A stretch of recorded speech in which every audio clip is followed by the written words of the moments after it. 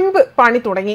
Indian വംശജൻ Vivek രാമസ്വാമിക്കും Tesla മേധാവിയായ Elon മസ്കിനും നിർണായക ചുമതല നൽകി ട്രംപ് ഭരണകൂടത്തിൽ നിർണായകമായ ചുമതലയാണ് ഇരുവർക്കും നൽകിയിരിക്കുന്നത്. അമേരിക്കൻ സർക്കാരിൽ കാര്യക്ഷമതാ വകുപ്പിന്റെ ചുമതലയാണ് ട്രംപ് ഇവർക്ക് നൽകിയിരിക്കുന്നത്. സർക്കാരിന്റെ ചിലവ് കുറയ്ക്കുവാനും കാര്യക്ഷമത വർദ്ധിപ്പിക്കാനുമാണ് നിയുക്ത അമേരിക്കൻ പ്രസിഡന്റ് ഡൊണാൾഡ് ട്രംപിന്റെ തീരുമാനം.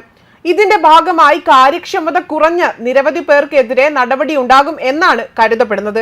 ഈ രണ്ട് അത്ഭുത വ്യക്തികൾ ഒരുമിച്ച് ഗവൺമെന്റ് ബ്യൂറോക്രസിയെ തകർക്കാനും അധിക നിയന്ത്രണങ്ങൾ വെട്ടിക്കുറയ്ക്കുവാനും പഴയ ചിലവുകൾ വെട്ടിക്കുറയ്ക്കുവാനും ഫെഡറൽ ഏജൻസികളെ പുനർക്രമീകരിക്കുവാനും എന്റെ ഭരണകൂടത്തിൽ വഴിയൊരുക്കും. അതേപോലെ സേവ് അമേരിക്ക പ്രസ്ഥാനത്തിന് വളരെ അത്യന്താപേക്ഷിതമാണ് ഈ നടപടിയെന്നും ട്രംപ് പറഞ്ഞു.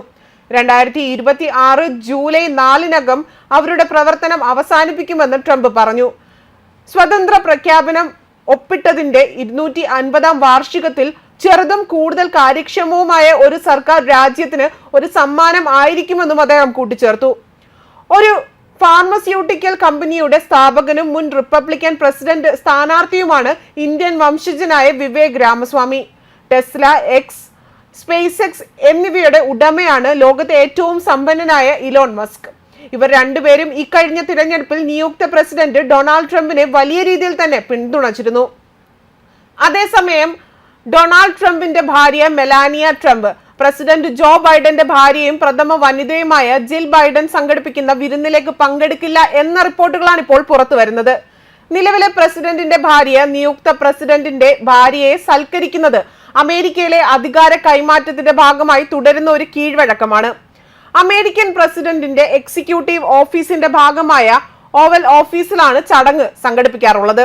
സമാധാനപരമായ അധികാര കൈമാറ്റം ഉറപ്പിക്കുന്നതിന്റെ പ്രതീകമായാണ് ഈ ചടങ്ങ് നടക്കുന്നത്. എന്നാൽ ബൈഡനെയും ഭാര്യയെയും കാണാൻ താല്പര്യമില്ല എന്നാണ് മെലാനിയ അറിയിച്ചതെന്നാണ് അമേരിക്കൻ മാധ്യമങ്ങൾ റിപ്പോർട്ട് ചെയ്യുന്നത്.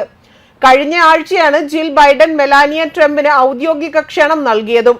അമേരിക്കൻ പ്രസിഡന്റായി ബൈഡൻ അധികാരത്തിലെത്തിയതിന് പിന്നാലെ നടന്ന ട്രംപിനെതിരായ അന്വേഷണത്തിലൂടെ FBI സംഘം ട്രംപിനും മെലാനിയയും താമസിച്ചിരുന്ന മാറേലോഗിയയിൽ റെയ്ഡ് നടത്തിയിരുന്നു. 2021 ജനുവരിയിൽ പ്രസിഡന്റ് കാലാവധി അവസാനിച്ചു പടിയിറങ്ങിയപ്പോൾ 15 പെട്ടി നിറയെ ഔദ്യോഗിക രേഖകൾ ട്രംപ് കടത്തിയെന്ന വിവരത്തെ തുടർന്നായിരുന്നു പരിശോധന നടന്നത്.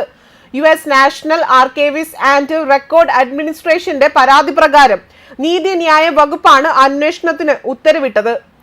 അലമാരകൾ തകർത്തുവെന്നും റെയ്ഡ് എന്നതിനപ്പുറം തന്റെയും കുടുംബത്തിന്റെയും സ്വകാര്യതയിൽ ഇടപെടുന്ന നീക്കമാണ് സർക്കാർ നടത്തിയതെന്നും ട്രംപ് അന്ന് ആരോപിച്ചിരുന്നു. ഈ സംഭവത്തിന് ശേഷം ബൈഡനെയും ഭാര്യയെയും മെലാനിയയ്ക്ക് ഒട്ടും താല്പര്യമില്ല എന്നും കാണാൻ പോലും ആഗ്രഹമില്ല എന്നാണ് റിപ്പോർട്ടുകൾ വ്യക്തമാക്കുന്നത്.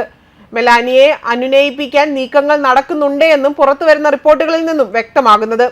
2016 തിരഞ്ഞെടുപ്പിന് ശേഷം പ്രഥമ വനിതയായിരുന്ന മിഷേൽ ഒബാമ മെലാനിയ ട്രംപിന് വിരുന്ന് നൽകിയിരുന്നു.